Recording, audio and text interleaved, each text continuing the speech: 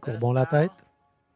Dieu bien-aimé, nous te sommes reconnaissants ce soir de cette grande occasion qui nous est donnée de venir de nouveau, au nom du Seigneur Jésus, affronter notre ennemi, ton ennemi, ici sur le champ de bataille avec la parole, pour le chasser du milieu de ton peuple afin qu'il puisse voir ce soir, Seigneur, la lumière de l'Évangile.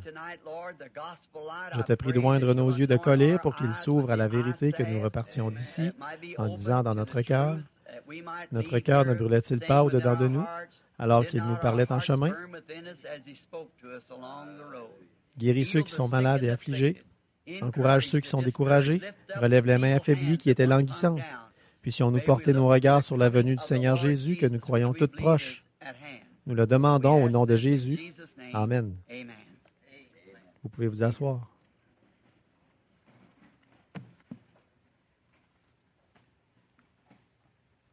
Je vais tâcher d'être bref ce soir parce que je sais que beaucoup d'entre vous sont venus de différentes régions du pays pour la réunion.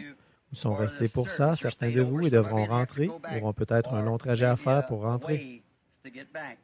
Et je vous en remercie. Ce matin, j'avais à cœur d'écouter prêcher Frère Neville. Je l'ai entendu prêcher bien des fois et il n'y a pas une fois où je ne l'ai apprécié. Mais le message de ce matin tombait vraiment à point. Je sais que j'ai été conduit du Seigneur à écouter ça ce matin. Vraiment bien. Je comprends pourquoi vous aussi, vous aimez venir l'écouter. Et il vous sera toujours profitable, j'en suis sûr, de l'écouter. J'ai eu quelques entretiens aujourd'hui, j'essaie de me mettre à jour. Ce matin, cet après-midi, j'en ai encore beaucoup à faire. Et c'est Jéthro, je crois, qui a dit à Moïse à un moment donné, il a dit, la charge est vraiment trop lourde pour toi. Alors nous avons beaucoup de frères ici qui peuvent s'occuper de vos problèmes. Et ce sont tous des problèmes dignes d'attention et des choses dont il faut vraiment s'occuper. Je vous recommande donc notre pasteur, vos frères Mann et les autres ministres d'ici qui croient comme nous. Vous pouvez aller les voir, ils vous diront exactement ce qu'il faut faire. Pour certains, ce sont leurs enfants, des mariages mixtes ou des choses qui ne vont pas. Ces hommes-là peuvent vous venir en aide autant que n'importe qui d'autre parce que ce sont des serviteurs de Christ. Allez les voir et je suis sûr qu'ils vous apporteront l'aide dont vous avez besoin. Je ne peux pas m'occuper de toutes les demandes. Il y en a tellement partout où on va, la pile est de plus en plus haute. Voyez-vous, et on voudrait s'occuper de toutes, seulement on ne le peut pas. Mais je ne cesse de prier que Dieu, d'une manière ou d'une autre, arrange tout ça pour vous. Maintenant, ce soir, nous voulons prendre dans les Écritures, lire un passage des Écritures tiré de Genèse, chapitre 3, et revenir un peu sur certaines choses dont nous avons déjà parlé dans le passé. Et nous verrons en repartant si le Seigneur Jésus aura bien voulu ajouter un peu à ce que nous savions. Je prie qu'il le fasse. Le serpent était le plus rusé de tous les animaux des champs que l'Éternel Dieu avait fait. Il dit à la femme, Dieu a réellement dit, « Vous ne mangerez pas de tous les arbres du jardin. » La femme répondit au serpent, « Nous mangeons du fruit des arbres du jardin. Mais quant au fruit de l'arbre qui est au milieu du jardin, Dieu a dit, « Vous n'en mangerez point et vous n'y toucherez point, de peur que vous ne mouriez. » Alors le serpent dit à la femme, « Vous ne mourrez point. Mais Dieu sait que le jour où vous en mangerez, vos yeux s'ouvriront et que vous serez comme des dieux, connaissant le bien et le mal. » La femme vit que l'arbre était bon à manger, agréable à la vue, et qu'il était précieux pour ouvrir l'intelligence.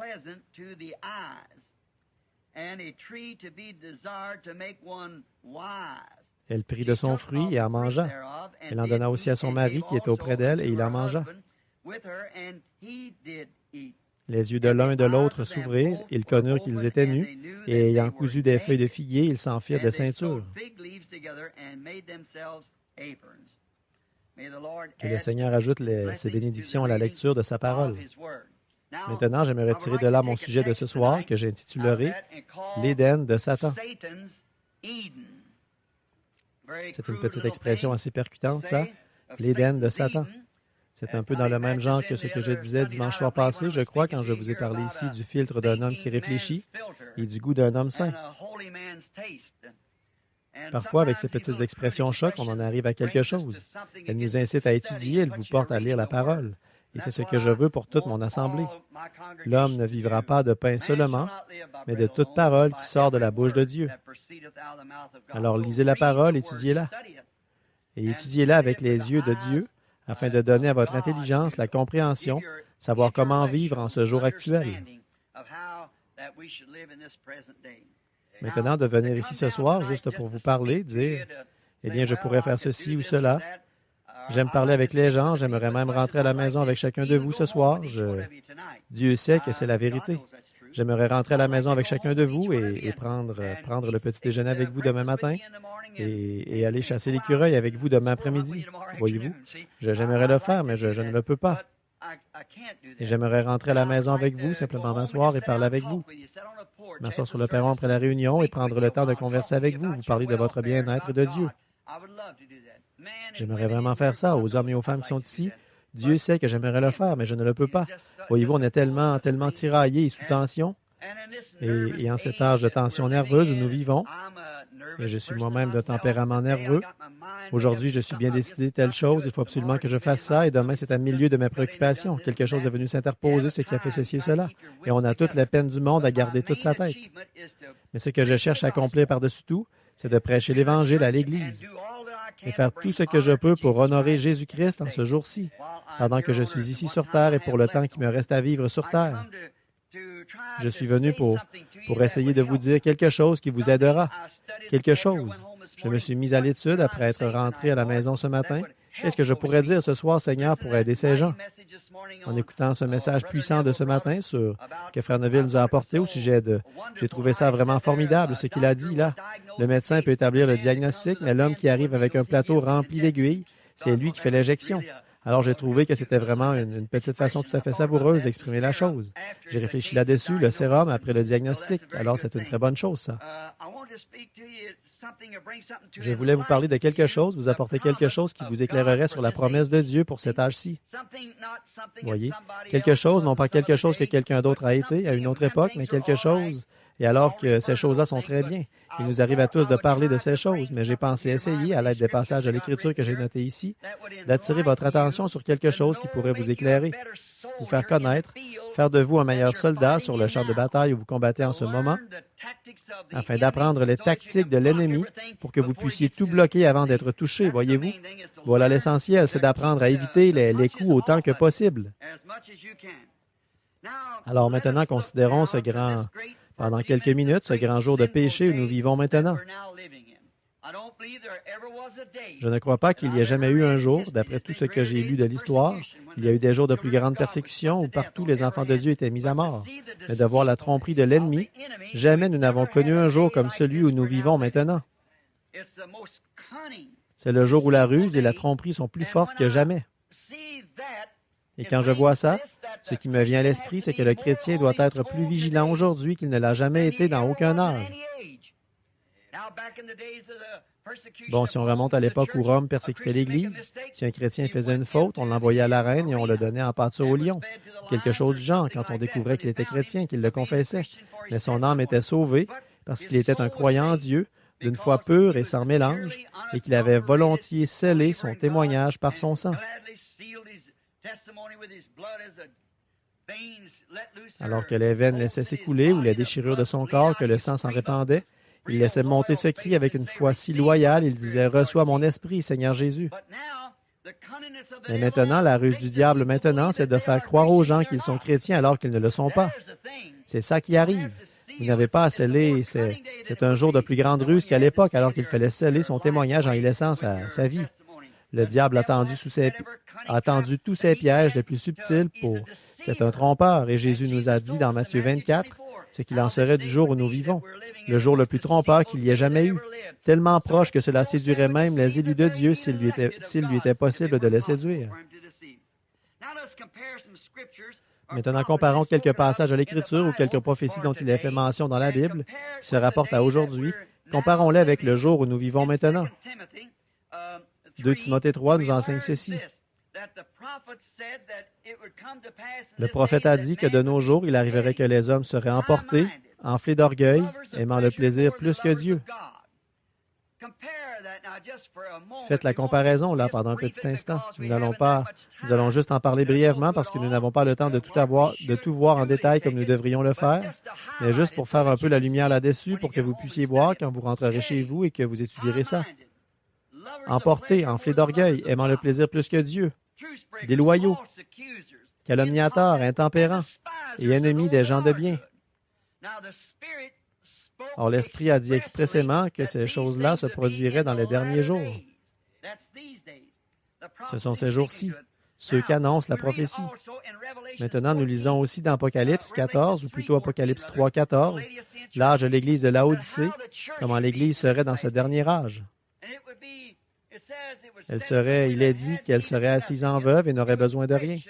Elle était riche et s'était enrichie et elle ne savait pas qu'elle était pauvre, misérable, malheureuse, aveugle et nue. Elle ne le savait pas. Alors, souvenez-vous, il s'adresse à l'Église de cet âge-ci. Malheureuse, aveugle, nue. Et elle ne le sait pas. C'est ce dernier bout de phrase, cette dernière parole qui fait que c'est si saisissant. Ils pensent être bien remplis de l'Esprit, être fin prêt. L'âge de l'Église de Laodicée, c'est l'âge de l'Église pentecôtiste, puisque c'est le dernier âge de l'Église. Luther a eu son message, Wesley a eu son message, et les pentecôtistes ont eu leur message. Il est aussi dit, parce que tu es tiède, que tu n'es ni bouillant ni froid, les émotions extérieures, une conception mentale de l'Évangile, parce qu'il a dit, tu es comme ça, je te vomirai de ma bouche. Autrement dit, cela le rendait malade de voir l'Église dans cet état-là. Et souvenez-vous, ils l'ont vomi, lui. Il était à l'extérieur de l'Église cherchant à y rentrer, en ce terrible âge de l'Église de Laodicée. Le Dieu de ce monde d'aujourd'hui, la personne vénérée de ce monde d'aujourd'hui, c'est Satan. Et les gens adorent Satan sans le savoir. Mais c'est Satan qui se fait passer pour l'Église. Voyez-vous, pour l'Église. Ils adorent Satan en pensant qu'ils adorent Dieu à travers l'Église. Mais c'est la façon dont Satan s'y est pris. Oh, vous dites, mais un instant, nous prêchons la parole. Reportez-vous à mon texte ici de ce soir. C'est Satan qui, le premier, a prêché la parole à Ève. Dieu a dit, voyez-vous, c'est de donner une interprétation fausse de la partie de l'Écriture qui s'applique au jour actuel. Il vous dira que tout ce que Jésus a fait, c'était parfait. Il vous dira que tout ce que Moïse a fait, c'était parfait. Mais quand on en vient aux promesses qu'ils ont données pour ce jour-ci, alors là, ça s'appliquait à un autre âge. Tout ce qu'il a à faire, c'est ça, voyez-vous, c'est d'amener les gens à le croire de cette façon-là. C'est tout. En effet, vous ne pouvez pas en retrancher une seule parole, ni y ajouter une seule parole, mais c'est ce qu'il fait. Les gens, sans le savoir, adorent Satan en pensant adorer Dieu. Nous avons été prévenus de ça par prophétie, dans 2 Thessaloniciens. Lisons-le donc, c'est 2 Thessaloniciens, chapitre 2. Prenons-le donc un instant si je peux le trouver tout de suite. J'aimerais le lire, je crois que c'est bien 2 Thessaloniciens. J'ai le passage de l'Écriture ici, dans 2. Pour ce qui concerne l'avènement du Seigneur Jésus et la réunion avec lui, nous vous prions, frères. Bon, voyez-vous l'avènement du Seigneur et la réunion avec lui. Donc Dieu réunira son peuple avec lui dans les derniers jours. La réunion des gens avec le Seigneur, pas avec l'Église, avec le Seigneur. La réunion avec lui. De ne pas vous laisser facilement ébranler dans votre bon sens et troubler, soit par quelque inspiration, soit quelques paroles ou par quelques lettres qu'on dirait venir de nous, comme le jour du Seigneur était déjà là. Que personne ne vous séduise d'aucune manière, car il faut que l'apostasie soit arrivée auparavant et qu'on ait vu paraître l'homme du péché. L'homme du péché, regardez bien ce qu'il est là. L'homme du péché, le fils de la perdition. Ça, c'était Judas, voyez-vous. L'adversaire qui s'élève au-dessus de tout ce qu'on appelle Dieu ou de ce qu'on adore, jusqu'à s'asseoir dans le temple de Dieu, se proclamant lui-même Dieu. Cette tromperie de l'Église d'aujourd'hui.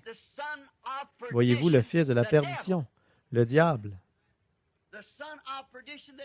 le fils de la perdition, le diable. Donc les gens adorent Satan en ce jour-ci en pensant qu'ils adorent Dieu.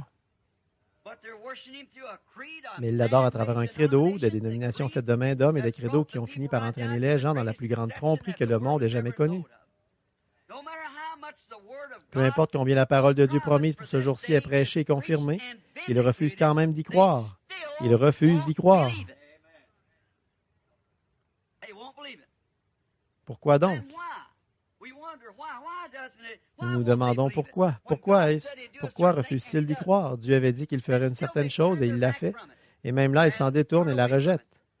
Tout comme Ève, elle savait que ce que Dieu avait dit, Dieu le ferait. Mais elle s'en est détournée pour écouter ce qu'il avait à dire. Souvenez-vous-en, dans les autres âges, ça a toujours été la même chose. Dans chaque âge, ça a toujours été. Satan cherche à pervertir cette parole en la présentant aux gens de façon à ce qu'ils voient un autre âge. Regardez, quand Jésus est venu, voyez-vous, Satan était installé dans ce groupe de docteurs juifs, de rabbins et de sacrificateurs. Il essayait de leur dire qu'il fallait observer la loi de Moïse, alors que la parole elle-même déclarait que ce jour-là, le Fils de l'homme allait être révélé, voyez-vous, qu'il allait se révéler. Alors leurs efforts tendaient vers ça, pourvu qu'ils gardent les gens religieux et assujettis à la loi de Moïse. Vous voyez ce qu'il a fait? Il essayait de leur dire, cette partie de la parole est tout à fait exacte. Mais ce n'est pas cet homme, ce n'est pas la bonne personne. Vous voyez comme il est trompeur? C'est vraiment ce jour de grande tromperie. Ça a toujours été, c'est pareil maintenant. Satan établit son royaume sur la terre. C'est précisément pour ça qu'il agit ainsi, c'est parce qu'il veut établir son propre royaume. Tel un homme d'affaires qui n'est pas chrétien, il va prendre tous les moyens possibles pour vous faire voir une chose de travers. S'il poursuit un but qu'il a avantage à vous faire agir ainsi, à vous faire voir la chose comme ça, il vous présentera tout ce qu'il peut. Il vous empêchera de voir la vérité là-dessus parce qu'il ne pense qu'à lui-même. Peu lui importe combien il peut mentir, tricher et quoi encore, il a un avantage à en retirer.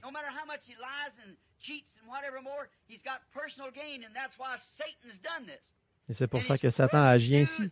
Et pour arriver à ses fins, il s'est servi du ministère comme Dieu l'avait promis. Or, c'est par une séduction religieuse qu'il a commencé en Éden, et depuis, il a toujours continué comme ça.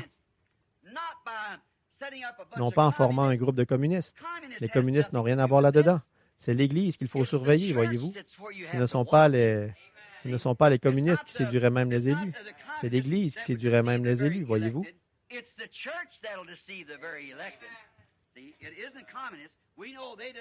Ce ne sont pas les communistes. Nous savons qu'ils renient Dieu et qu'ils sont antichristes, bien sûr, en principe, mais l'antichrist, ce n'est pas eux.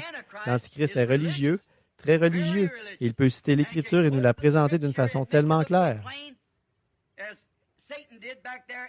C'est ce que Satan a fait là-bas au commencement. Il a tout cité bien correctement. Dieu a dit, vous ne mangerez pas de tous les arbres du jardin. Voyez-vous, il la cite bien correctement. Elle a dit, oui, nous pouvons manger de tous les arbres du jardin, mais il y a un arbre au milieu du jardin dont Dieu a dit qu'il ne fallait pas manger, car ni même y toucher, parce que le jour où nous le ferions, ce jour-là, nous mourrions. Il a dit, oh, sûrement que vous ne mourrez pas. Mais je vais te dire pourquoi Dieu a dit ça. C'est parce que, voyez-vous, il a cité cette vérité. Vous voyez, il a dit, alors vos yeux s'ouvriront et vous connaîtrez le bien et le mal. Vous serez comme Dieu à ce moment-là si vous arrivez à faire ça. C'est exactement ça qu'il veut faire et c'est exactement ce qu'il cherche à faire aujourd'hui, la même chose. Il s'est agi de séduction religieuse au tout début en Éden et depuis, ça a toujours été pareil. Du temps d'Adam, c'était de la séduction. Du temps de Noé, c'était de la séduction. Du temps de Jésus, c'était pareil. Et maintenant, c'est pareil, le même moyen, une tromperie religieuse. Maintenant, si nous remarquons la terre, quand Dieu avait la haute main sur elle, or quand Dieu avait la haute main sur elle. Ensuite, quand Satan en a pris possession en rejetant la parole de Dieu, Dieu, à un moment donné, avait la haute main sur la terre. Il l'a placée sur son orbite, il l'a disposée pour qu'elle soit fonctionnelle. Il a tout fait. Il avait la haute main sur elle. Maintenant, nous allons comparer ça avec après, quand elle est tombée aux mains de Satan. Or, Dieu a mis 6000 ans. Il ne lui a pas fallu autant de temps, mais il y a mis ce temps-là. 6000 ans parce qu'il nous est enseigné qu'un jour au ciel correspond à 1000 ans sur terre. Aussi, c'est en 6000 ans ou en 6 jours que Dieu a fondé la terre. Donc, Dieu a mis 6000 ans à la fonder, à l'ensemencer de bonnes semences et que tout produit selon son espèce. Tout doit être produit selon son espèce. Toutes ces semences étaient bonnes, elles devaient donc produire selon leur espèce. Dieu a mis 6000 ans.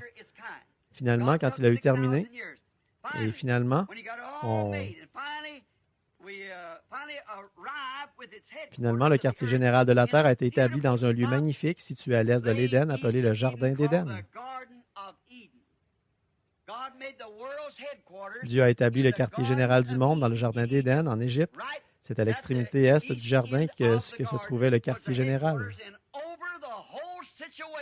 Et comme maître des lieux, il a désigné son fils et l'épouse de son fils pour gouverner tout ça.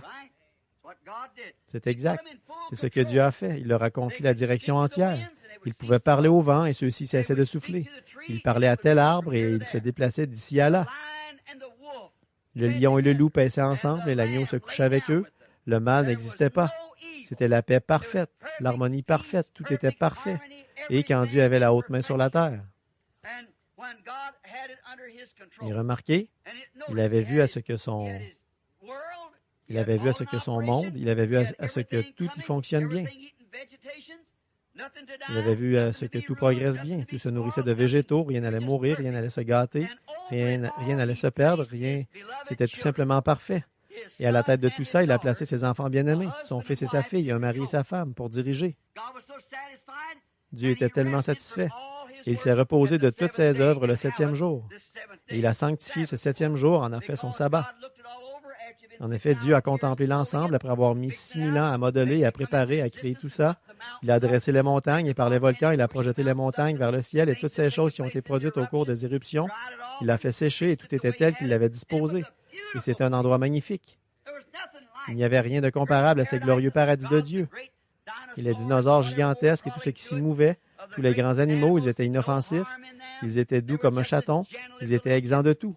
Pas de maladie, pas de peine, pas un seul germe porteur de maladie sur terre. Oh, quel endroit!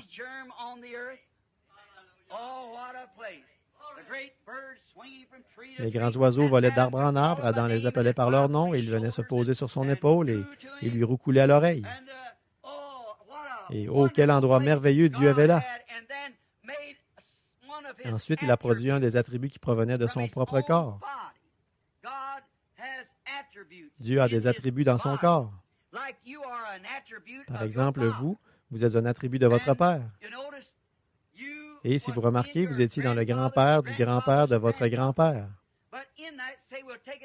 Mais là, disons, nous allons nous en tenir à, disons, vous et votre père. Bon, vous n'aviez connaissance de rien quand vous étiez dans votre père. Le germe de vie provient du mâle. Le mâle a la cellule de sang. La femme a l'ovule. Donc, et c'est la cellule de sang qui renferme la vie. Et alors, quand vous étiez dans votre père, en fait, vous n'en saviez rien. Mais n'empêche que la science et la parole de Dieu prouvent que vous étiez dans votre père. Seulement, vous n'en saviez rien. Mais votre père, là, il désirait ardemment vous connaître. Et grâce à son union intime avec votre mère, alors il a été donné à votre père de vous connaître. Maintenant, vous êtes l'attribut de votre père, vous lui ressemblez. Et certaines parties de votre corps ressemblent à votre père.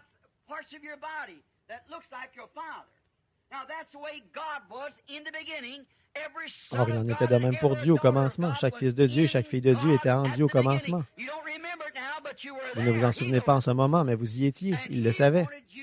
Et il voulait que vous existiez sous une forme qui lui permettrait de prendre contact avec vous, de parler avec vous et de vous aimer, de vous serrer la main. Ne voudriez-vous pas que votre propre fils, n'est-ce pas un grand jour quand votre fils rentre à la maison et s'assied à table? Quand il revient du champ de bataille ou quelque chose, couvert de cicatrices, vous allez préparer le dîner, vous allez tuer le veau gras ou quoi encore, et vous mettre en frais pour lui. C'est votre propre chair et votre propre sang, et il était en vous. À ce moment-là, vous ne le connaissiez pas, mais vous saviez qu'il était là. De même, Dieu savait que nous nous retrouverions ici, mais ce qu'il a fait, il nous a placés dans une chair pour qu'un contact puisse être établi, afin que lui puisse établir le contact. Il est devenu l'un de nous quand il est devenu Jésus-Christ, le Fils de Dieu lui-même, la plénitude de la manifestation de Dieu. Donc, c'était ça le dessein de Dieu, d'exprimer ses attributs dans la communion fraternelle. Quand j'étais dans mon Père, je n'en savais rien. Mais quand je suis devenu son Fils et que je suis né de lui, j'étais un attribut, une partie de mon Père. Et vous êtes une partie de votre Père. Et à titre d'enfant de Dieu, nous sommes une partie de l'attribut de Dieu qui était en lui, qui a été fait chair comme lui a été fait chair pour que nous puissions être en communion les uns avec les autres, comme une famille de Dieu sur la terre. C'était ça le dessein de Dieu au commencement. Oui, monsieur, c'était ça que Dieu voulait au commencement. Il avait la haute main sur tout. Et il a placé l'homme dans le jardin d'Éden et lui a donné le libre arbitre. Il a dit, mon fils, c'est à toi. Quel endroit magnifique! Dieu était tellement satisfait là qu'il est allé se reposer de toutes ses œuvres. Aucun arbre ne produisait des épines ou des chardons. Aucune baie ne poussait sur un arbuste épineux. Tout était parfait. Toutes les semences étaient parfaites. Tout était en parfait état. Alors, quand il est allé se reposer un peu, son ennemi est entré en douce avec sa séduction et il a pris le contrôle en donnant à ses enfants une interprétation fausse de son programme.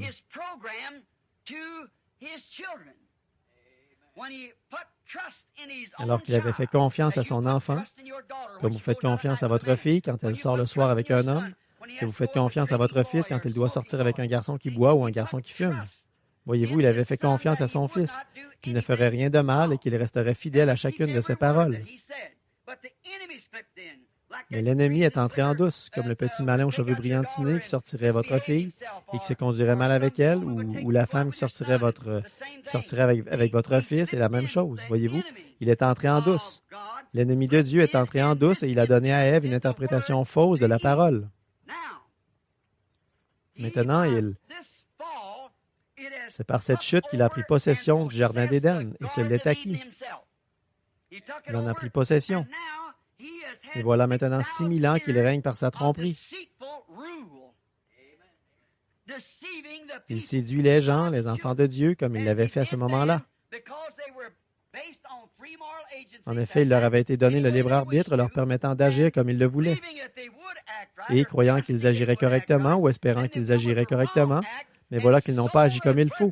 Et ils ont vendu leur droit d'aînesse comme Ésaü l'a fait pour ce monde. Et Satan a remporté la victoire et il en a pris possession. Et il a eu 6000 ans pour construire son Éden, comme Dieu a eu 6000 ans pour achever son Éden à lui. Et c'est par la séduction de la parole ou des gens qu'il a maintenant établi son propre Éden sur cette terre, dans le péché. L'Éden de Dieu a été établi dans la justice. L'Éden de Satan est établi dans le péché, parce que Satan est le péché. Dieu est la justice, et le royaume de Dieu a été établi dans la justice, la paix et la vie. Et Satan, il établit le sien dans le péché et le péché religieux. Remarquez la façon dont il s'y est pris pour séduire, sa tromperie, ça s'est passé comme il l'avait dit. Il avait promis de faire ça. Est-ce que quelqu'un le savait? Prenons dans Ésaïe, si vous voulez, quelques-uns des versets que j'ai ici. Je devrais en citer plus, je suppose. Prenons Ésaïe chapitre 14 un petit instant et voyons ce que Satan avait dit ici un petit instant. Dans Ésaïe 14, nous allons le lire. Observez ce que ce personnage a fait. Ésaïe 14 à partir du verset 12.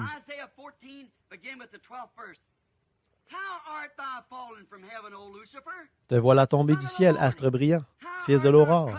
Tu es abattu à terre, toi le vainqueur des nations. Tu disais en ton cœur, je monterai au ciel, j'élèverai mon trône au-dessus des étoiles, c'est-à-dire des fils, des étoiles de Dieu, et je m'assiérai sur la montagne de l'assemblée, l'extrémité du septentrion.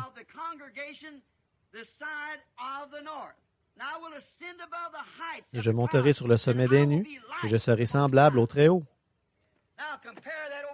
Maintenant, comparez ça ici avec les autres versets que nous avons pris dans Thessaloniciens tout à l'heure, où il disait, « Il est assis dans le temple de Dieu, s'élevant au-dessus de tout ce qu'on appelle Dieu, jusqu'à être adoré comme Dieu sur la terre. » Voilà le Dieu de ce monde dont je vous ai parlé dans ma prédication de dimanche passé. Le voici aujourd'hui avec sa séduction, cette heure perfide, ce temps terrible où nous vivons.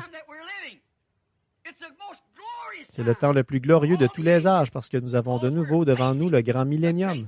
Nous avons de nouveau devant nous l'Éden. Par contre, nous sommes en plein dans l'âge où toute la séduction et toutes les tactiques qu'il a jamais utilisées et avec lesquelles il a réussi à séduire, il les a toutes rassemblées et il s'est donné plus de force. Et le voici maintenant comme Dieu, alors qu'il prend la place de Dieu. Il est religieux, il peut citer l'Écriture et vous annoncer l'Écriture. Exactement comme Satan l'a fait à Ève dans le jardin d'Éden. Mais tout ce qu'il a à faire, c'est d'en omettre une seule partie, d'ouvrir cette brèche par laquelle la doctrine pernicieuse du diable pourra s'infiltrer, comme le filtre de l'homme qui réfléchit dont nous parlions l'autre soir. Donc, il a dit qu'il s'élèverait au-dessus du Très-Haut. Il monterait au-dessus des nues et des étoiles et il s'assiérait là comme Dieu Il serait au-dessus du Très-Haut. Il a réussi à mettre ses menaces à exécution. Certainement qu'il a eu énormément de succès à mettre ses menaces à exécution. En effet, dans tous les âges, les gens l'ont laissé déprécier par ses explications la parole de Dieu promise pour cet âge-là. C'est exactement comme ça qu'il s'y est pris. Dans tous les âges, il l'a déprécié par ses explications. À l'époque de Noé, il a expliqué qu'il est impossible qu'il pleuve du ciel, car il n'y a pas de pluie là-haut. Son grand évangile scientifique qu'il a prêché dans le jardin d'Éden, il pouvait envoyer des instruments jusqu'à la Lune et prouver qu'il n'y avait aucune humidité là-haut. Seulement, Dieu avait dit qu'il y aurait de la pluie. Mais Satan a réussi et il a empoisonné l'esprit des gens par une recherche scientifique qui déclarait que la chose n'était pas faisable. Mais elle s'est faite. Dieu avait dit qu'elle se ferait et elle s'est faite, effectivement. Maintenant, à l'époque de Jésus, il a fait la même chose. De nouveau, il a empoisonné l'esprit des gens par sa séduction, voyez-vous, en donnant une interprétation fausse de la parole.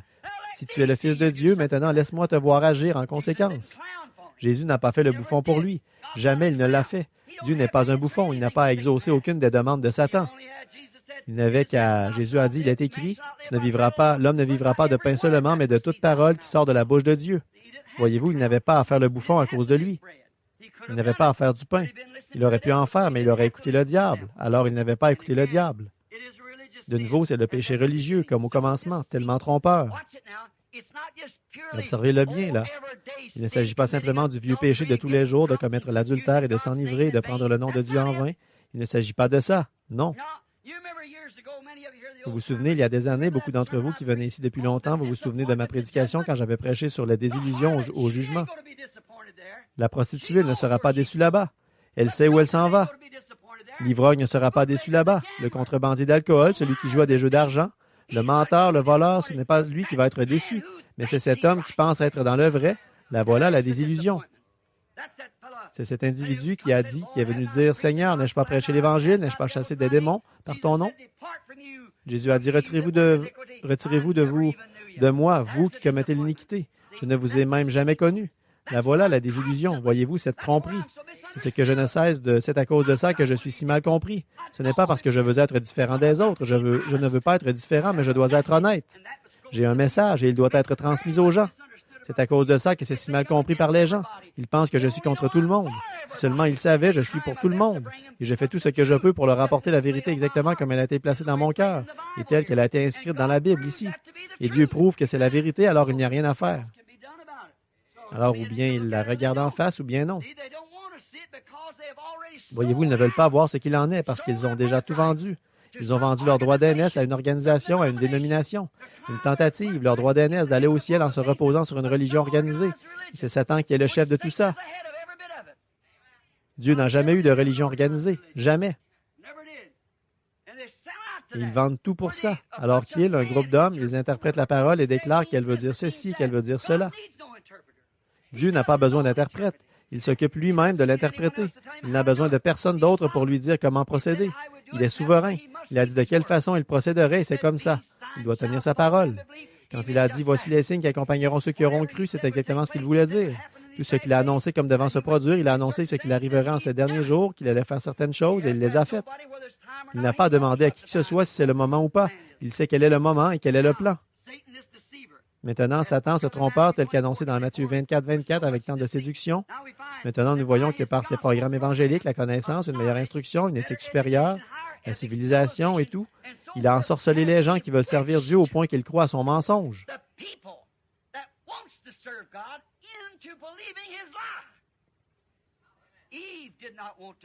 Ève ne voulait pas faire ça, mais il lui a montré qu'elle y trouverait plus de sagesse. Elle ne savait pas, elle voulait savoir. Elle ne comprenait pas, mais elle voulait comprendre. Et Dieu lui avait dit de ne pas chercher à comprendre. Comment pourrais-je comprendre aucune de ces choses? Je ne peux pas les comprendre, je les crois. Je n'ai pas besoin de les comprendre. Dieu, c'est la foi et non la compréhension. Nous croyons ce qu'il a dit, c'est tout. Maintenant, comparez l'Éden de Dieu avec celui de Satan maintenant, après ces 6000 ans où il a perverti l'interprétation véritable de la parole de Dieu promise pour l'âge. Maintenant, faisons la comparaison et voyons où nous en sommes. Par exemple, ce qu'il a fait à l'Église à l'époque de Christ, de Jésus, il a essayé d'empêcher les loyaux fils de Dieu de connaître la vérité. Ça, c'est à Dieu. Dieu a placé ses fils ici, ses attributs pour qu'ils soient en communion avec lui en écoutant sa parole à lui.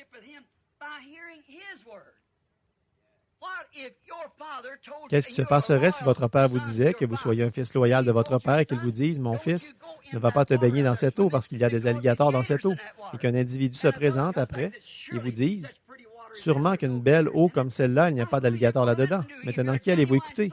Si vous êtes un vrai fils, vous allez écouter votre papa. Et pour un vrai fils ou une vraie fille de Dieu, c'est la parole de Dieu qui passe avant tout. Peu importe ce que n'importe qui d'autre peut en dire, pour eux, c'est la parole de Dieu qui passe avant tout. Il y a du poison dans la coupe et ils le croient. C'est par la foi en toute sa parole, ses semences, qu'a été produit un Éden de sainteté, d'amour et de vie éternelle. C'est ce que l'Éden de Dieu a produit, la sainteté. Ce qui a été produit, c'est un Éden de sainteté, d'amour, de compréhension, de perfection et de vie éternelle. Voilà ce que Dieu sème, sa parole, sa semence. C'est ce que son Église sera à la fin. Elle sera pareille. Remarquez, voici une pensée. Ne l'oubliez pas, j'y reviendrai à un autre moment ou dans un autre message. Mais vous savez, Dieu a dit que chaque semence produit selon son espèce. Est-ce que c'est bien le commandement de Dieu? Alors ça sert à quoi qu'un prédicateur ou que n'importe qui d'autre essaie de faire dire autre chose à cette parole? Voyez-vous, chaque parole de Dieu est une semence. Jésus l'a dit, une semence qu'un semeur a semée. Alors si Marc 16 est la parole de Dieu, cela produira selon son espèce. Si Malachie 4 est la parole de Dieu, cela produira selon son espèce. Et toutes les autres promesses doivent produire selon leur espèce. Voyez-vous, Satan ici, sous son déguisement, lui, il cherche à dire ça, non, ce n'est pas ainsi. Comprenez-vous?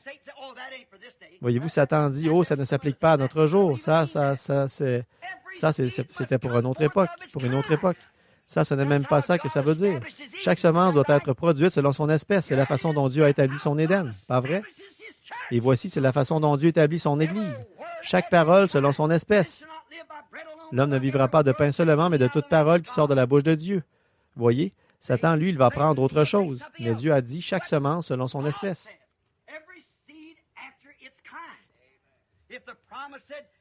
Si la promesse dit, voici les signes qui accompagneront ceux qui auront cru, maintenant l'Église dit, adhérez à l'Église, récitez le credo, apprenez le catéchisme.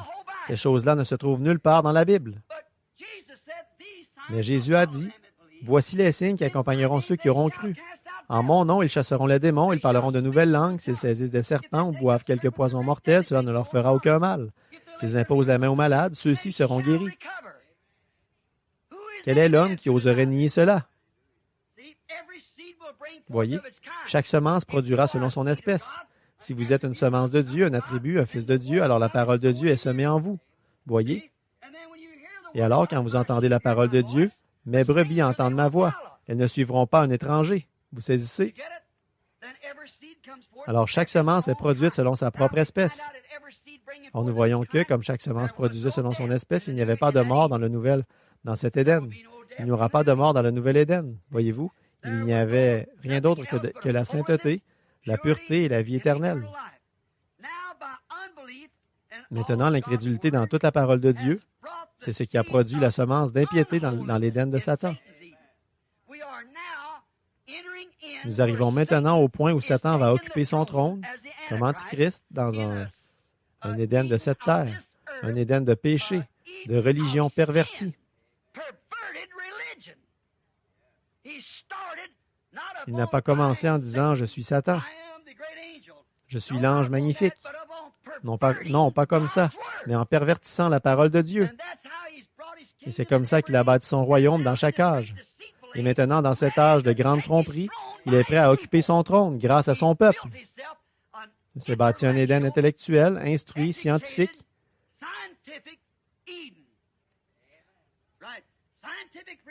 Exact. Des prédicateurs scientifiques, une église scientifique, une théologie scientifique. Tout est scientifique. Tout repose sur la connaissance. L'église entière est bâtie sur la connaissance. Elle n'est pas bâtie sur la foi. Un jour, je suis allé tenir une réunion à l'église d'un certain homme. C'était une grande salle dans l'Ouest, un homme très bien, il niait ces choses dont nous parlons, mais pourtant je l'aimais bien, un homme très bien, un homme âgé. Quand son assemblée est sortie, il y avait environ 6000 places assises dans la salle. Quand son assemblée est sortie, à la réunion de l'après-midi, environ 1500 personnes, c'étaient tous des intellectuels bien habillés. Je suis resté assis là à les observer. Cet homme avait prêché un très bon sermon. Ensuite, il a demandé si quelqu'un voulait accepter Christ de simplement lever la main. Et personne n'a levé la main. Et une femme a fini par lever la main. Il a dit, très bien, vous êtes chrétienne à présent. Et il s'est occupé de la faire baptiser. Et puis quand il est sorti, il a consacré un bébé, il a embrassé le petit bébé et a fait une prière pour lui. Et il a laissé partir les gens. Quand son assemblée est sortie, c'étaient tous des gens bien, érudits, instruits. Là, je suis resté tout près pour serrer la main à cet homme et lui souhaiter bonne chance comme il sortait. Et à ce moment-là, mon groupe est entré. On ne pouvait pas les laisser entrer pendant que son groupe était là. Le mien est arrivé en fauteuil roulant sur des civières, en camisole de force, des aliénés, tout le reste. Vous voyez la différence? C'est ça. Voilà la chose dont je parle, voyez-vous? Voyez-vous, c'est quelque chose de différent. Alors que par une connaissance scientifique, vous pouvez produire un évangile compréhensible par lequel celui qui croit en Jésus-Christ ne sera pas condamné. Voyez-vous? Mais voici les signes qui accompagneront ceux qui auront cru. Voyez-vous, il omet d'inclure ça. Voyez-vous? Elle a cru en Jésus-Christ, elle est sauvée si ces signes accompagnent la croyante. Et celui qui entend ma parole, pas juste de déchiffrer les mots, pas de l'entendre avec ses oreilles, mais de la comprendre. N'importe qui peut l'entendre. Une prostituée peut l'entendre et rester une prostituée. Voyez-vous, un ivrogne peut l'entendre, un menteur peut l'entendre et rester quand même un menteur. Mais celui qui comprend ma parole et qui croit celui qui m'a envoyé a la vie éternelle. Et voilà, voyez-vous? Et personne ne peut faire ça à moins que Dieu l'ait prédestiné. Jésus a dit, nul ne peut venir à moi si mon Père ne l'attire, et tous ceux que le Père m'a donné viendront à moi. Amen. Tout repose dans la souveraineté et la préscience de Dieu. Il vit seul et il n'y a personne qui lui dit quoi faire. Alors, par l'incrédulité de ne pas accepter toute la parole de Dieu, c'est ce qui a produit une semence d'incrédulité, d'impiété, de péché, de haine et de mort éternelle dans cet âge de l'Église rempli de péché intellectuel. Maintenant, avez-vous saisi? En ce jour-ci, alors que le monde entier est religieux. Le saviez-vous? Le monde entier est religieux. Et en cet âge religieux, des grandes églises à tous les coins de rue, tout ça aboutit à l'adoration de Satan. C'est ainsi en plein dans la Bible, c'est exact. Et ces séminaires de théologie intellectuelle, ils ont produit une personne intellectuelle qui a reçu une formation pour savoir comment parler, quoi faire, comment produire des émotions et tout, comme de la psychologie pendant 3 ou 4 ans, pour savoir traiter avec la pensée d'un homme.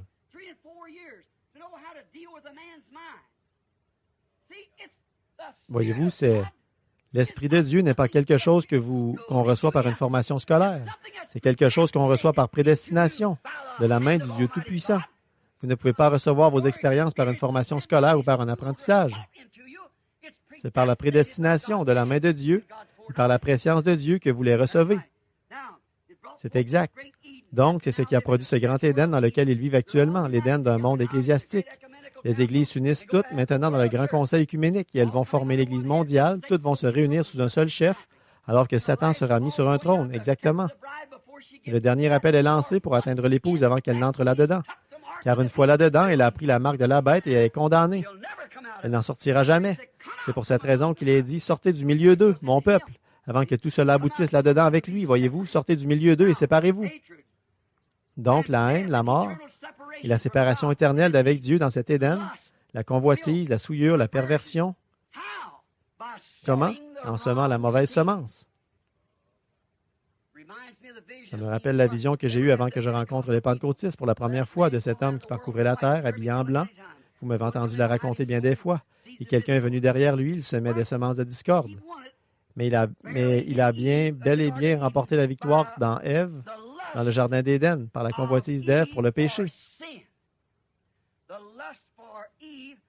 La convoitise pour Ève du péché. Donc, si Ève a eu soif de connaissance, c'était un péché.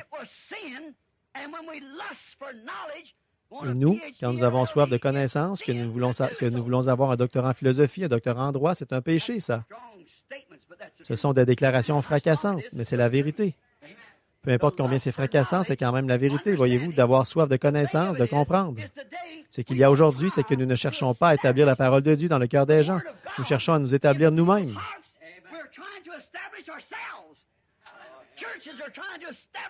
Les églises cherchent à établir la doctrine de l'Église dans le cœur de la personne. Nous avons reçu l'ordre d'établir la parole de Dieu. Paul a dit, « Je ne suis pas allé chez vous avec les discours persuasifs de l'homme, afin que votre foi soit fondée sur la connaissance de l'homme. Mais je suis allé chez vous avec la puissance, avec des manifestations du Saint-Esprit, afin que votre foi soit fondée sur Dieu. » Voilà. L'homme ne doit pas s'établir lui-même. C'est ce que nous trouvons parmi que Dieu fasse quelque chose pour une personne et l'envoie, et vous allez voir toutes les autres chercher à imiter ça. Voyez-vous, ils cherchent à s'établir eux-mêmes. Chacun, moi, j'ai fait ceci, moi, ma dénomination, moi, ceci. Ils s'établissent eux-mêmes. Quel est le sujet de notre prédication? Nous-mêmes ou le royaume de Dieu? Établir la parole de Dieu, retirer l'incrédulité du cœur de l'homme et y établir le royaume de Dieu. Et le royaume de Dieu ne peut pas être établi dans le cœur d'un homme à moins que Dieu ait conçu cet homme ainsi. Il ne peut pas être établi dans... Et souvenez-vous, ce qui est trompeur là-dedans, c'est que l'homme pense être dans le vrai. Il y a telle voie qui semble droite à un homme. Tout être intellectuel semble être dans le vrai. Comme je vous le racontais un dimanche, il y a quelques semaines, quand je me suis tenu près de mon bébé mourant, Satan était là qui me disait, « Il y a ton papa qui est mort dans tes bras l'autre soir, il y a ta femme qui est étendue là à la morgue, et ici, il y a ton bébé qui s'en va. Et tu lui as demandé de t'exaucer, il a baissé le rideau devant toi. Maintenant, et pourtant, il est un Dieu bon, et pourtant, tu disais qu'il était un guérisseur, et toi qui soutiens ce que tu disais être vrai, tu as tort. » Oh, tout le raisonnement. Toutes les facultés mentales ne pouvaient faire autrement que de reconnaître que c'était vrai. Et il avait raison jusque-là. Il avait aussi raison quand il a dit à Ève, « Vos yeux s'ouvriront et vous distinguerez le bien et le mal. Et vous serez comme des dieux à cause de ça, en distinguant le bien et le mal. » En effet, Dieu ne les avait pas encore laissés se rendre compte qu'ils étaient nus. Alors il savait qu'ils distingueraient le bien et le mal, et il avait raison. Mais vous voyez, c'était contraire à la parole de Dieu.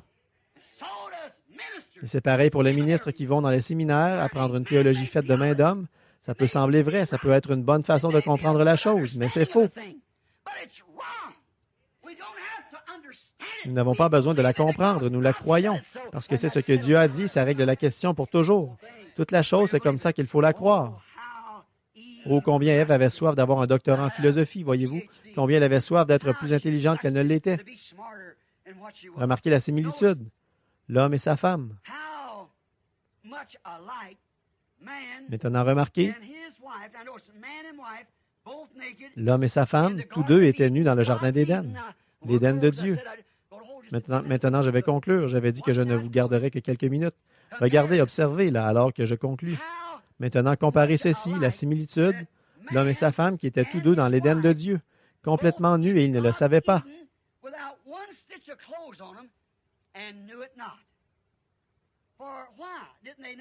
C'est que pourquoi ne le savaient-ils pas?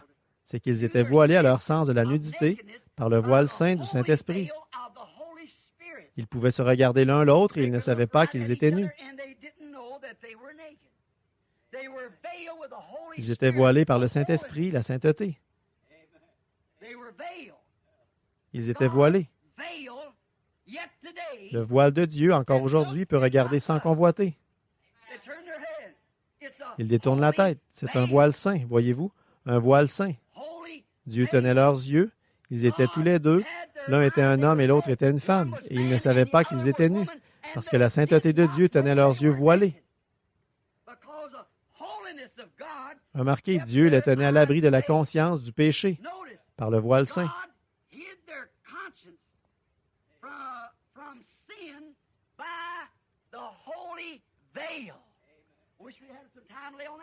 J'aurais aimé qu'on ait le temps d'insister là-dessus quelques instants. Regardez bien là, parce que lui, l'adorateur étant une fois purifié, hébreu, l'adorateur étant une fois purifié n'a plus aucune conscience du péché.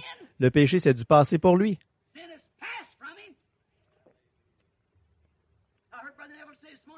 J'ai entendu Frère Neville qui disait ce matin, peut-être que quelqu'un lui avait demandé pourquoi je ne prêchais pas sur le Saint-Esprit, pourquoi je ne faisais pas ceci. Voici ce qu'il en est. Le Saint-Esprit, c'est l'action en vous.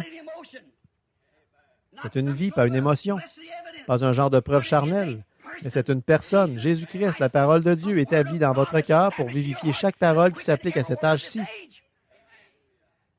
Exact. Observez le Saint-Esprit en action, pas tellement en démonstration, mais en action, ce qu'il produit, conformément à la parole. Maintenant, remarquez, par le Saint-Esprit, la sainte parole de Dieu, un homme et une femme étaient nus et ils ne le savaient pas.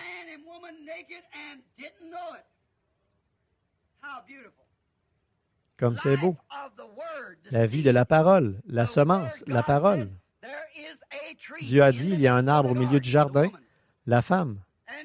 Au milieu du jardin, il y a cet arbre et qui n'y touche même pas. Car le jour où tu en mangeras, ce jour-là, tu mourras. Ils étaient couverts d'un voile saint, empêchés de voir, ils ne savaient pas du tout ce qu'il en était. Ils n'auraient jamais osé y toucher. Ils étaient couverts d'un voile saint. Ils étaient en sécurité dans le pavillon de Dieu. Ils étaient vivants. Il n'y avait pas de mort autour d'eux. Alléluia. Ils avaient un amour parfait l'un pour l'autre, une vie parfaite pour toujours. Ils avaient un amour parfait, une compréhension parfaite de l'amour de Dieu. Ils avaient la parole de Dieu et ils la gardaient. Ils étaient vivants et en sécurité dans l'Éden de Dieu. Il n'y avait pas de mort du tout autour d'eux. Ensuite, Satan a amené Ève à écouter son évangile de théologie, l'évangile de la connaissance, d'études plus poussées, d'une éthique supérieure, d'une meilleure civilisation, d'une instruction supérieure et tout. Alors, quand il l'a fait s'arrêter pour l'écouter un instant, écouter ses raisonnements, et nous avons reçu l'ordre de renverser ces choses. Quand il a réussi à lui faire écouter ça, bon, regarde bien, l'Église est ci et ça. Elle est établie depuis tellement longtemps. Nous sommes l'une des plus anciennes églises du pays. Le maire de la ville la fréquente, peu importe ce que c'est. Voyez-vous, si c'est contre la parole de Dieu, soyez contre. C'est votre ennemi. Tout ce qui est contre la parole est votre ennemi. Tout ce qui est pour la parole est votre frère. Il est une partie de vous. Remarquez, elle a ôté le voile saint pour voir ce qu'il en était réellement du sexe. Faites la comparaison. Ce que produirait la convoitise. Elle a ôté le voile de sur ses yeux, cette chose sainte avec laquelle Dieu avait couvert ses yeux. Elle voulait avoir de la connaissance, savoir ce qu'il en était. Alors elle a ôté le voile pour voir ce qu'il en était. Elle a écouté le diable et remarqué dans quelle position elle s'est retrouvée à cause de ça. Ils ont fait la même chose dans tous les âges qui ont suivi, en acceptant toujours le côté intellectuel, et maintenant un royaume de Satan a été bâti, la connaissance, sa semence qu'il avait semée, et c'est ainsi que le monde est devenu un Éden de mort.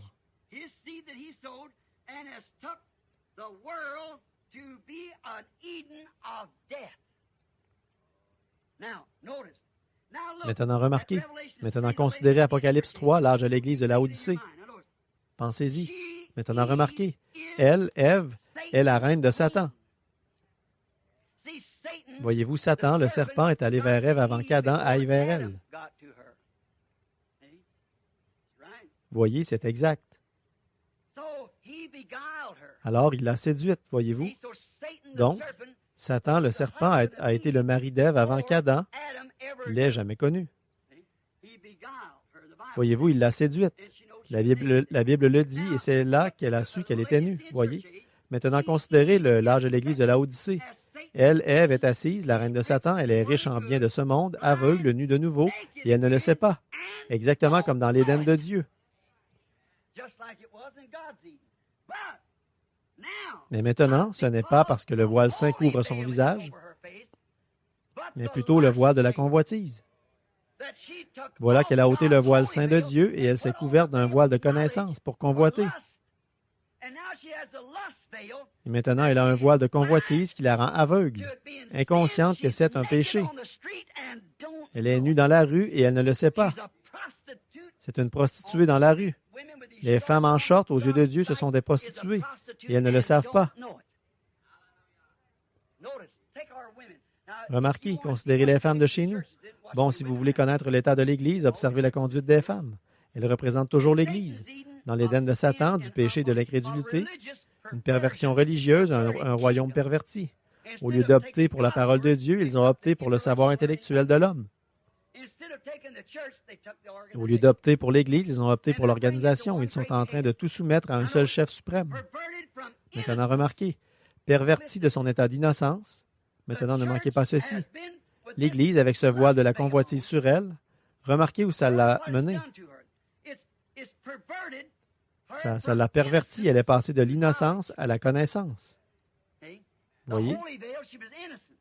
Avec le voile saint, elle était innocente. Avec le voile de la convoitise, elle est connaisseuse. Elle sait que c'est agréable. Elle sait ce que ça procure, voyez-vous. C'est un fruit, un arbre précieux qui ouvre l'intelligence, voyez. Elle s'est pervertie en passant de l'innocence à la connaissance, de la sainteté à la souillure et à la convoitise, et de la vie à la mort.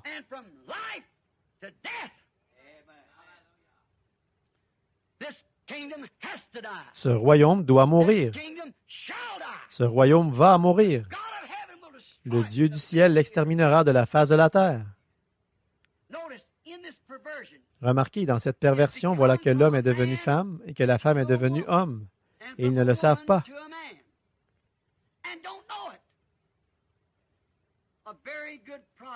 Un produit très représentatif de l'Éden de Satan, si vous regardez dans la rue aujourd'hui, nos gens modernes. Remarquez, c'est Ève que Satan a utilisée pour faire pécher Adam par le pouvoir de sa convoitise. Maintenant, c'est pareil, elle fait la même chose aujourd'hui. Remarquez, les cheveux coupés, le visage fardé, des vêtements sexy, voyez-vous, elle fait ça sans savoir que chacune de ces choses est contraire à la parole de Dieu.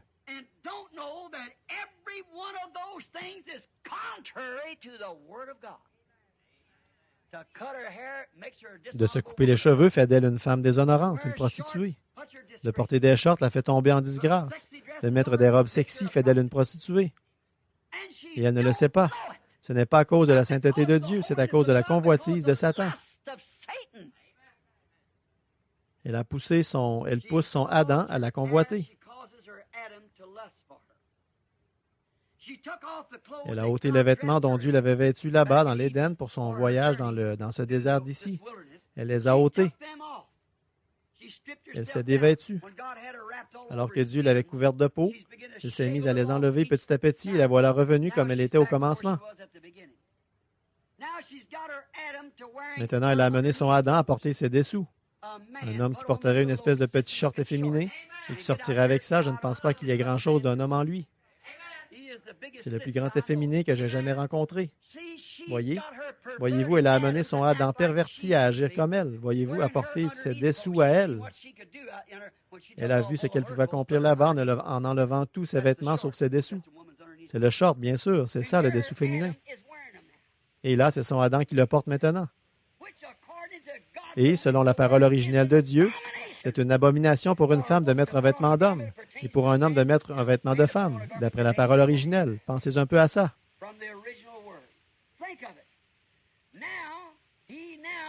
Maintenant, le voilà maintenant qui porte aussi une frange de cheveux comme elle. Il les ramène sur son front, il met un bigoudi. C'est bien un des spectacles les plus dégoûtants que j'ai vu de ma vie. De voir de ces jeunes-là aujourd'hui avec la frange qui leur descend sur le front comme ceci, et les cheveux teints décolorés avec un genre de solution de peroxyde. Ils se décolorent les cheveux et ils les enroulent sur des bigoudis pour faire une frange, espèce de grand efféminé. C'est terrible de dire ça du haut de la chair, mais le jugement commence par la maison de Dieu. Vous ne savez même pas si vous êtes homme ou femme. Et il paraît que notre armée américaine va bientôt porter le short. C'est exact. Voyez-vous la perversion? C'est un vêtement de femme. Il porte une frange de cheveux comme elle. L'autre jour, j'étais dans un Howard Johnson, pas celui d'ici, mais un sur la route qui mène à l'extérieur de la ville. Je suis resté assis là complètement stupéfait. Voilà un jeune gars qui arrive avec la bouche ouverte. Il avait les cheveux foncés ici et il les avait ramenés de ce côté-ci. Il avait mis un bigoudi pour les friser à la hauteur de ses yeux. Il regardait en l'air avec ça sur ses yeux. Il se promenait comme ça. A-t-on jamais vu une perversion pareille? Voyez-vous, lui, il ne le croirait pas. Peut-être qu'il pourrait prouver qu'il est de sexe masculin, mais il a un esprit féminin. Il ne sait pas à quel côté de la maison il appartient. C'est exact. Quelle perversion! C'est ce que Satan fait. Il pervertit la nation, il pervertit l'Église, il pervertit les gens. C'est un trompeur, un pervertisseur de la vérité originelle. Dieu a fait l'homme homme. Il a fait la femme femme. Il les a vêtus différemment et ce qu'il voulait, c'est qu'ils restent comme ça et qu'ils agissent comme ça. L'une est féminine, l'autre est masculin. Il a séparé Adam dans le jardin d'Éden et c'est ce qu'il a fait. C'est ce qu'il a fait. Il a séparé Ève de lui. Maintenant, il porte une frange comme elle. Elle se coupe les cheveux comme lui et lui, il essaie d'imiter sa coiffure à elle. Voyez? Elle porte ses vêtements de dessus et lui, il porte ses sous-vêtements. Or, ça a l'air sacrilège, mais je ne le dis pas dans cette intention. C'est la vérité absolue de l'Évangile. Si vous ne le savez pas, alors il y a quelque chose qui ne va pas chez vous. Ou bien vous êtes aveugle, ou bien vous n'êtes jamais sorti dans la rue. Elle pense, et lui aussi le pense, qu'il n'y a pas de mal à ça. Ils s'entendent là-dessus. Les femmes disent, eh bien, il fait tellement chaud. Les vieux Indiens Apaches là-bas, ils vous feraient rougir de honte. Plus il fait chaud, plus ils mettent de vêtements pour se protéger du soleil. Oh, ça les fait transpirer. Et comme ça, ils ont un système de climatisation pendant qu'ils marchent. Vous voyez, ils restent en plein soleil. Vous ne pourriez pas le supporter du tout. Vous seriez couvert de cloques, vous brûleriez.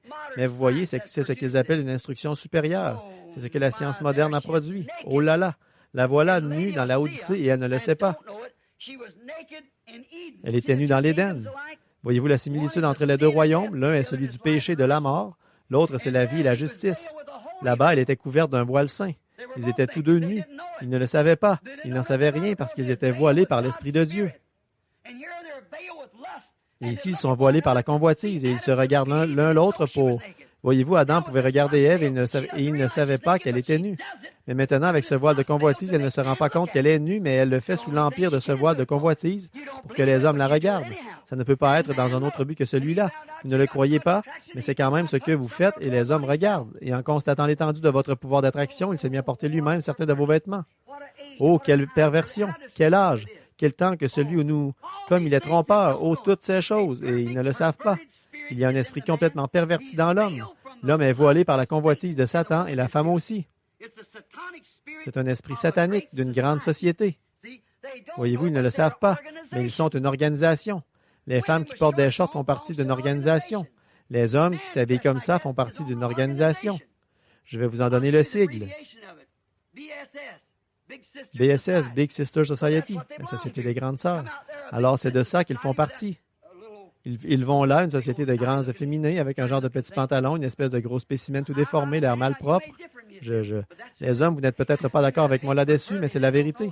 Vous avez été pervertis, vous ne le savez pas. Vous n'agissez plus comme des hommes. Voyez-vous, ils deviennent tellement mous. Et leurs fils, on dirait que ça ne vaudra plus rien. Les hommes et les femmes aussi, ils sont une société. Il y a là une organisation. Comment ça, Jean, le voisin d'à côté, il a porté des shorts, alors pourquoi pas moi? Louiselle voulait que j'en porte parce que Jean, le voisin d'à côté, en a porté. Eh bien, si Suzy Jeanne peut en porter, Marthe Jeanne peut en porter aussi, ou Suzy Lou, ou quel que soit son nom, voyez-vous. Voyez-vous, c'est une société, c'est une organisation. Vous en faites partie spirituellement et vous ne le savez pas. Et si c'est bien ça, et nous le voyons, c'est bien ça, alors vous êtes donc aveuglés. Vous êtes aveuglés devant cette dénomination auquel Satan vous a fait adhérer par ses ruses. C'est une perversion de la parole originelle de Dieu et de son royaume, et de son plan pour ses enfants. C'est Satan qui a entortillé les hommes et les femmes, les entraînant dans ces choses, et ils ne le savent pas. Un perverti. Ce n'est plus un fils de Dieu. Une frange qui lui descend sur le visage en short et se promène comme ça dans la rue. Un fils de Dieu, un diacre à l'église, un pasteur à la chair. Non, ce n'est pas un fils de Dieu. Il n'est jamais passé dans le filtre de la pensée de Dieu. Il ne porterait pas ses vêtements de femme. Certainement pas. Et elle ne porterait pas de vêtements d'homme non plus. Voyez-vous, ce n'est pas un fils de Dieu. C'est un fils de Satan et une fille de Satan. Pénible à dire. Satan a réussi à pervertir et à prendre possession de ce monde et à en faire son royaume. Les royaumes ont été placés ici avec le libre arbitre, leur permettant de choisir eux-mêmes le genre de vie qu'ils voulaient mener. C'est comme ça qu'on peut voir ce qu'il y a dans votre cœur, voyez. Votre voix, savez-vous une chose? Vos actions parlent tellement fort qu'elles étouffent votre voix. Si je vais voir un homme et qu'il dise « Oh, nous sommes tous chrétiens, nous sommes membres de l'Église » et des photos de stripteaseuses accrochées partout dans son bureau, il aurait beau me dire n'importe quoi, je saurais à quoi m'en tenir, vous aussi. Une femme qui se dit chrétienne alors qu'elle a les cheveux courts? Non, non. Vous savez bien que non, voyez-vous. Oui, monsieur, elle se dit chrétienne alors qu'elle se maquille, qu'elle se farde, qu'elle porte des shorts et elle se dit chrétienne? Vous savez bien que non. La parole de Dieu vous enseigne que ça ne peut pas être le cas. La parole dit qu'elle ne peut pas être chrétienne et faire ça. Elle est même déshonorante et tout. Est-ce que Dieu mettrait quelque chose de déshonorant dans son royaume? Non, monsieur, pas du tout. Non, monsieur. Elle manifeste elle-même le désir qu'il y a en elle. Vous ne pouvez pas faire manger une colombe avec une buse, pas du tout. La colombe n'a pas de bile. Elle ne peut pas manger de la vieille charogne. Si elle en prenait une bouchée, ça la tuerait, et elle le sait. Mais une buse peut manger presque tout ce qu'elle veut, vous voyez. De la bile, elle en a amplement. Et donc, vous voyez, on constate que c'est pareil pour le monde d'aujourd'hui. Même chose. Ils sont nus, aveugles, et ils ne le savent pas. Satan y est parvenu en se servant de la convoitise de la femme qui désirait la connaissance, le sexe, et elle a fait ce choix de son propre gré. Maintenant, remarquez, c'est Ève qui a entraîné Adam dans le mal et c'est la femme qui a enlevé ses vêtements avant que son Adam enlève les siens. Voyez, c'est la femme, toujours. Ça a toujours été, c'est encore pareil. C'est l'Église qui détourne l'homme du droit chemin. C'est l'Église, voyez-vous, qui détourne l'homme qui veut être un fils de Dieu. C'est la femme, l'Église. Pas la Bible, Dieu, car la Bible, c'est l'homme. Oh, oh oui, la parole a été faite chair et il était un homme. Un homme, voyez? La Bible, c'est l'homme, l'Église, c'est la femme. Voyez, ce n'est pas l'Église, la Bible qui détourne l'homme du droit chemin, c'est l'Église qui le détourne du droit chemin. C'est à cause de l'Église qu'il s'est retrouvé nu, pas à cause de la Bible. Voyez, absolument pas. La Bible lui dit qu'il est nu. Oui, monsieur. Maintenant, remarquez comment? Par le sexe, le désir sexuel, elle avait soif de connaissance, de savoir ce qu'il en était de ceci, et comment, si ce fruit était bon ou pas. C'est ce qu'elle a fait. Mais un jour, Dieu en reprendra possession par un homme. Il a été livré par une femme, mais il a été racheté par un homme. L'homme, Jésus-Christ, qui est la parole.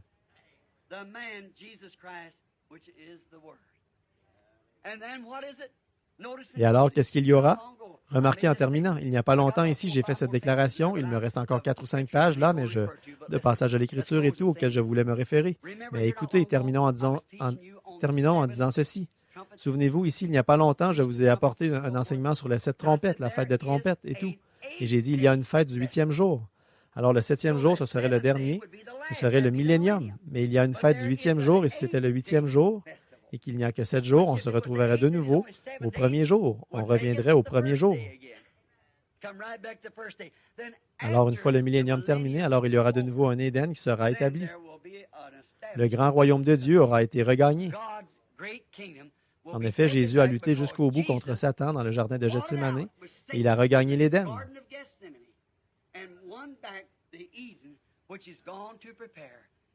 C'est ce qu'il est parti préparer dans le ciel pour revenir ensuite là-haut dans le ciel. Il a dit que votre cœur ne se trouble point. Quand il était ici sur terre, il a dit, vous, les Juifs, vous avez cru en Dieu. Bon, je sais que j'ai mauvaise réputation. Il a dit, et il me traite de ceci, cela et autre chose, mais vous avez cru en Dieu. Et comme vous avez cru en Dieu, croyez aussi en moi. Il était Dieu manifesté, voyez, croyez aussi dans la maison de mon Père, il y a plusieurs, ou dans le plan de mon Père, dans les projets de mon Père, il y a plusieurs palais. Je vais aller préparer une place. Regardez quelles en sont les dimensions, 1500 000 carrés. Dites, où est-elle? Il est parti la préparer. Il est un créateur, il crée tout cet or. Les rues sont transparentes, il est un créateur, il prépare une place.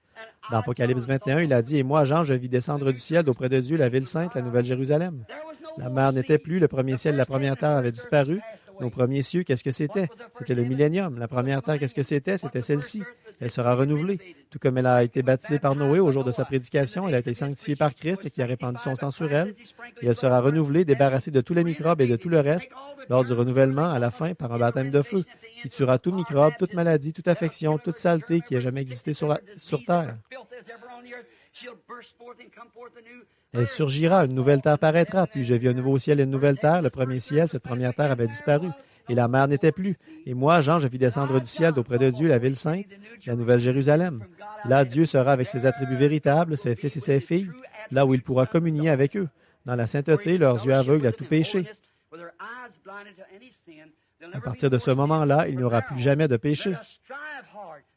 Faisons tous nos efforts, ne soyez pas séduits en ce jour-ci, mais forcez-vous d'entrer par la porte. Car tous ceux qui seront laissés dehors seront impudiques, convoiteurs. Quiconque regarde une femme pour la convoiter a déjà commis un adultère avec elle. Tous ceux dehors seront les femmes de mauvaise vie, les hommes de mauvaise vie et tout. Et seulement ceux qui sont rachetés, qui se trouvent dans le livre de vie de l'agneau, entreront par la porte. Alors efforcez-vous, mes amis, ne soyez pas séduits en ce dernier jour. C'est une époque de grandeur, tout le monde a de l'argent. Tout le monde peut faire ceci, tout le monde peut faire cela. Et l'argent qui rentre de partout, et les grosses voitures et tout. Il n'y en aura pas une seule dans cette ville-là. Il n'y aura pas une seule voiture, pas un seul avion, non. Ce sera une civilisation complètement différente. Ce sera de nouveau une civilisation, non pas de connaissance, non pas de science, mais d'innocence et de foi dans le Dieu vivant. Efforçons-nous d'y entrer. En effet, c'est là mon seul but, c'est d'entrer un jour dans cette ville et de me retourner, tout simplement pour pouvoir venir avec moi, chacun de vous marchant au pas alors que nous chanterons, quand les élus traverseront. Je veux être du nombre quand les élus traverseront. Prions. Cher Père Céleste, comme les jours arrivent à leur fin et que nous voyons que c'est tout près, que la promesse est près de se réaliser, nous te prions, Dieu bien-aimé, d'imprimer cela sur nos cœurs pour que nous ne fassions pas d'erreur. Dieu bien-aimé, garde notre conscience pure. Garde nos cœurs voilés, Seigneur, nos yeux voilés aux choses du monde et aux choses vaines du monde, à la vaine gloire que l'on tire à devenir un grand personnage. Peu importe combien grands ils sont, tous les rois, les monarques, les potentats et tout le reste, devront périr et ils ne ressusciteront pas à la première résurrection. En effet, il est écrit, heureux et saint celui qui a part à la première résurrection. La seconde mort n'a point de pouvoir sur lui. Ô Dieu, la seconde mort, la mort spirituelle, n'a point de pouvoir. Il est racheté. Ô Dieu, de penser qu'à une certaine heure, quelqu'un ira rendre visite à quelqu'un d'autre et il sera enlevé. De deux dans un lit, j'en prendrai un et j'en laisserai un. De deux dans un champ, j'en prendrai un et j'en laisserai un. Ô Dieu, aide-nous à être purs devant toi, Seigneur. Quoi que les hommes puissent penser de nous, quoi que les autres puissent dire, Seigneur, que nos conversations soient saintes, qu'elles soient assaisonnées de la parole de Dieu, des paroles tellement à propos, Seigneur, qu'aucune fraude ne puisse être trouvée en nous. Alors que nous plaidons face à nos propres erreurs, que le sang de Jésus-Christ se tienne entre nous et Dieu, qu'il abaisse le regard sur nous à travers le sang de Jésus, non pas à cause de notre propre justice, ni de qui nous sommes, de ce que nous avons fait, mais uniquement à cause de ses mérites à lui.